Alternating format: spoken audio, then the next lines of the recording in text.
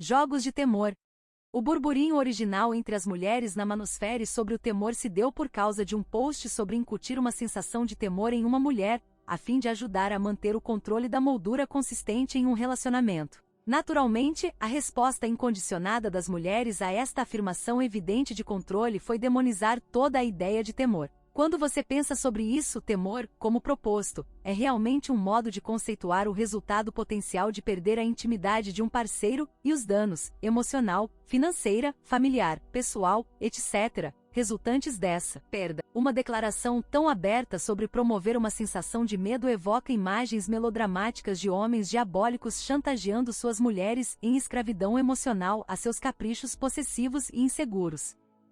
Eu acho que o que está perdido no meio de todo esse sensacionalismo sobre o temor, um termo muito fraco para o conceito, é a aplicabilidade que o temor tem em um escopo muito mais amplo, e particularmente para as mulheres, do que a caracterização excessivamente dramática do conceito quando os homens discutem abertamente sobre usá-lo eles mesmos. Faces do temor. Eu tenho um bom amigo, John, que acabou de completar 37 anos. Eu amo o cara, mas o John não é muito interessante. Quando tinha por volta de 30 anos, ele essencialmente desistiu de si mesmo. Ele se casou muito jovem, fazendo a coisa certa, após uma gravidez acidental, e de um ponto de vista pessoal, esse foi o fim da sua janela de oportunidades para explorar quaisquer outras opções que ele possa ter tido. A sua mulher também se descuidou de si mesma após a segunda gravidez, se transformando em uma bola de praia, e ele a seguiu nesse caminho. Na verdade, não demoraria muito para que ele voltasse a ficar em forma, mas ele não tem vontade de fazer isso. Depois de detalhar a situação de John, você poderia pensar que ele seria o último candidato a participar de qualquer coisa parecida com uma manipulação de temor em um relacionamento, e você estaria certo, mas ele, e caras como ele, são muitas vezes os participantes inconscientes nos jogos de temor das suas esposas ou namoradas. Embora John não vá atrair espontaneamente as mulheres nem com sua aparência, nem devido a seu alinhamento total ao jogo, ele é um provedor excepcional para sua família. Ele se sacrifica regularmente como um jegue em seu emprego como programador, e é o único sustento da família, fundando solitariamente os estudos de sua esposa. Além disso, ele é um pai e marido muito atencioso, e também faz alguns trabalhos braçais em casa. Apesar de tudo isso, a sua mulher tende a ser uma megera, intimidando-o regularmente, o que acabou sendo passado para as personalidades de suas filhas adolescentes, que o tratam da mesma forma dura que sua mãe faz. No entanto, apesar de todo o escárnio passivo-agressivo, a esposa de John é facilmente uma das mulheres mais possessivas que eu já conheci. Ela literalmente vive em um constante estado de vigilância quanto ao paradeiro dele. Ela o liga para verificar se ele está onde ele diz que está, e continuamente suspeita que ele tenha ido a algum clube de strip, o que, pelo meu conhecimento, ele nunca entrou na vida ou está se relacionando com outra mulher. Isso chegou ao ponto de ser cômico, ao pensar que ela teria alguma preocupação de que ele possa ser arrebatado por uma mulher melhor, mas aí está. A ansiedade de competição temida provocando inquietação em uma mulher, apesar da baixa autoestima, de uma possibilidade que realisticamente nunca ocorrerá. Eu não posso competir com aquilo. Algumas das mulheres mais neuroticamente possessivas que eu já conheci foram as namoradas e esposas de fisiculturistas amadores. A maioria dessas meninas tinha que quer ser muito autoconfiantes, ou elas recorriam a táticas de controle e possessividade devido ao lembrete constante do quão desejados seus homens eram por outras mulheres. Elas tinham o amor e o desejo de homens de elite fisicamente falando, mas isso ainda não era o suficiente para acalmar esse sentimento inato de temor. O blogueiro da manosfera Daurok já escreveu bastante sobre a noção feminizada de que um homem utilizar pornografia é confundido com adultério por suas esposas. Sem mencionar o impulso constante em patologizar a resposta sexual masculina, esta é uma saída fácil para mulheres que seguem o roteiro de comer, rezar, amar, querendo sair de um casamento com dinheiro e prêmios. No entanto, o ponto fundamental dessa situação, muitas vezes exagerada, é a incapacidade da esposa de competir com o ideal de perfeição física e acrobacias sexuais com as quais nenhuma mulher normal jamais poderia se sentir confortável da estrela pornô. Considerando a enorme variedade de apetites sexuais dos homens, isso é ridículo na superfície, mas é ilustrativo da predominância que o temor desempenha na psique das mulheres. Não importa o que as indicações de seus apetites sexuais são, ela se sente inadequada nessa competição e teme uma perda de intimidade.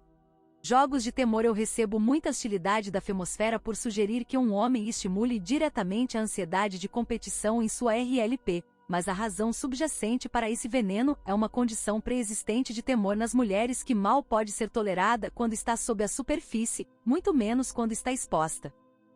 O temor, nesse contexto, é um medo inato da perda de segurança que se intensifica à medida que a mulher avança após alcançar o muro, e com sua capacidade decrescente de restabelecer a segurança do aprovisionamento com um novo parceiro. Na verdade, é exatamente esse temor que é a raiz das leis ginocêntricas que premiam mulheres em dinheiro e prêmios em um acordo de divórcio. Tão poderoso é esse medo que garantias legais precisaram ser instituídas para dar conta da capacidade diminuída de uma mulher de garantir o aprovisionamento a longo prazo após um casamento fracassado, atingir o muro, após a gravidez, etc.